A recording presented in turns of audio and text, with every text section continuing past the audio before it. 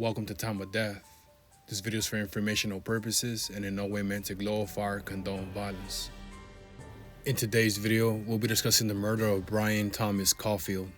Caulfield died on Thursday, March 26, 2009 in the 5100 block of Woodman Avenue in Sherman Oaks, according to LA County coroner records.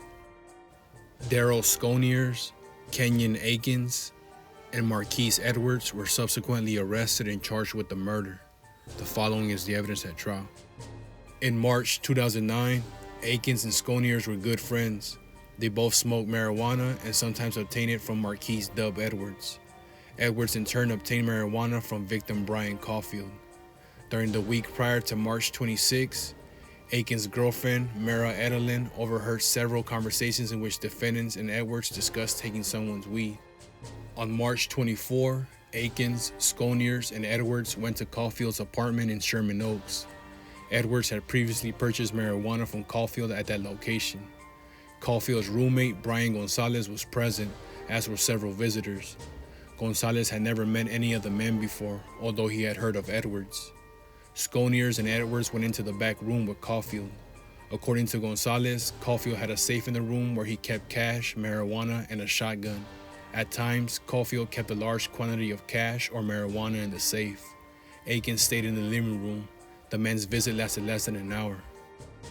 In the morning of March 26, Akins' roommate Chris Ulmer heard Akins tell Sconiers, "You know, it's like I'm the good cop, you're the bad cop. Worst case scenario, I'll draw first." Sconiers did not say anything in response. Akins, Sconiers, and Edelin then left the apartment. They took a black messenger bag or satchel with them. At 5:17 p.m. that same day, surveillance video of the gated entrance to Caulfield's apartment showed 4 people outside. At 5:30 p.m. that same day, Akins, Sconiers, and Edwards arrived at Caulfield's apartment. They placed the black bag on a couch in the living room. Sconiers and Edwards went into the back room with Caulfield. Akins stayed in the living room with Gonzalez. Akins pulled out a gun and what appeared to be a police badge and said he was a police officer. He pointed his gun at Gonzalez and told him to get down on the ground. Gonzalez complied. Akins put his gun to the back of Gonzalez's head and handcuffed Gonzalez's hands behind his back. Edwards came into the living room and Akins pointed the gun at him and yelled at him to get down on the floor. Edwards complied. According to Gonzalez, Akins yelled that he needed more handcuffs and then went down the hallway toward the back room. Defendants later told Edelin that Sconiers got into a struggle with someone in the back room and called for Akins' help. Caulfield's mother, who was on an open cell phone line with Caulfield, heard someone say, "Don't resist." Caulfield replied, "I'm not resisting, man, I'm just laying here. What are the charges?" The other person said, "Possession." Caulfield screamed, Mom, I think I'm being arrested. I think I'm being arrested, Mom." Caulfield's mother then heard something which sounded like 3 gunshots from a gun with a silencer. Akins and Sconiers ran out of the back room and then out of the apartment, yelling, "Grab the bag." Edwards got up off the floor, grabbed the black bag off the couch, and fled the apartment as well. Caulfield stumbled out of the bedroom with a handcuff on one wrist. He yelled, "They fucking got me. I think I'm done, homie." He then collapsed. Caulfield died from his gunshot wounds. One bullet grazed his chin, then traveled downward into his chest, where it severed major blood vessels. A second bullet entered Caulfield's arm, severed a major blood vessel, and continued into his chest.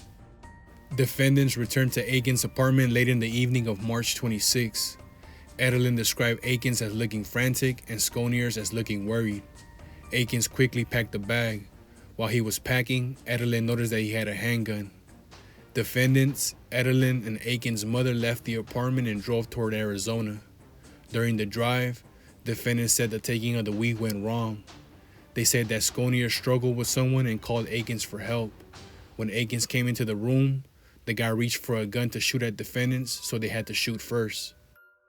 A police investigation in Caulfield's apartment discovered 3 .380 caliber bullet casings in his room, all fired from the same semi-automatic weapon. A bullet fragment was found in the carpet in Caulfield's bedroom. A shotgun was also found in the bedroom, and a badge was recovered from the living room. Mara Edelin was initially uncooperative with police. She did not provide a full account of statements by defendants, including the statement about taking weed. Edelin was given immunity for her trial testimony. Marquise Edwards turned himself into police shortly after the killing. He was acquitted of all charges in the fall of 2009. Following their trial, Kenyon Akins and Daryl Sconiers were convicted of 1 count of first-degree murder, attempted robbery, and first-degree burglary. The court sentenced both defendants to life without the possibility of parole.